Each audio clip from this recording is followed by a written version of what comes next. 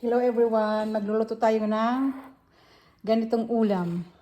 Carrots, yun yung pagka-slice ko. Tapos yung tira ko kahapon na togi. Tapos lalagyan ko siya ng ganito rin na pag-slice ng pork. So let's start guys, nagpapatuyo na ako ng aking kawali. So dito guys, naglagay na ako ng mantika. Ilalagay ko yung onion.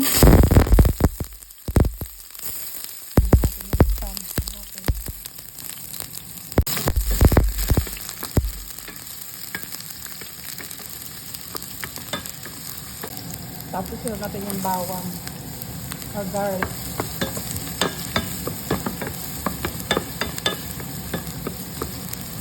Tapos ayan, medyo brown na siya. Sure natin ang ating pork.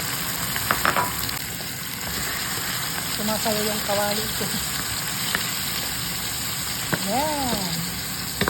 Ang ganda ng pagkaka-slice ko, guys.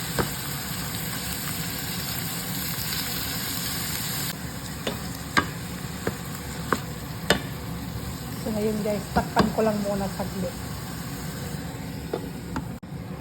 Maglagay tayo guys ng konting tubig para maluto siya. Yan. Takpan ko lang ulit. Check natin ulit guys. Ayan, ano na siya. Pwede na to. Manipis lang naman kasi yung pagkakahiwa ko. Tapos this time maglagay tayo ng mga seasoning. Lagay ako ng asin. Then paminta.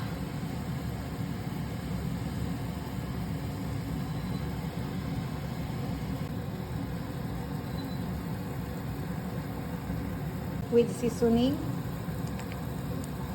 at saka magic sarap. At isunod natin guys ang ating carrots. Hindi na parang sila ng slice ng meat.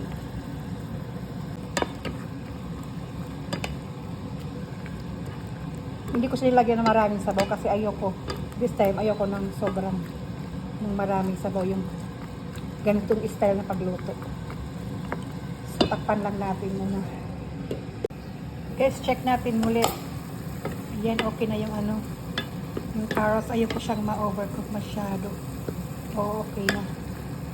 Ihalo na natin ang ating tikman ko muna. Okay na, sarap na.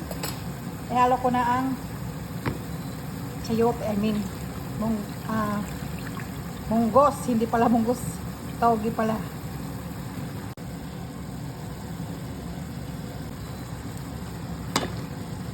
Maglumpia sana ako guys. Ito sana yung nagawin kong lumpia. Kaso, natamad ako maggawa ng wrapper. Yung naggagawa lang kasi ako ng sarili kong wrapper eh. Natamad ako maggawa. Kaya, ito na lang. Hindi na muna ako maglulumpia. Next time na lang. Kasi alam ko naman magpatubo ng munggo eh, or ng togi.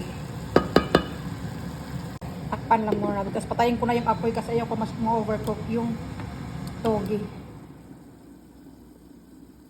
So ayun na nga guys, tinanggal ko na siya sa apoy. Yan, hindi siya overcook. Kain tayo. Ang yummy ng aking food, and healthy pa.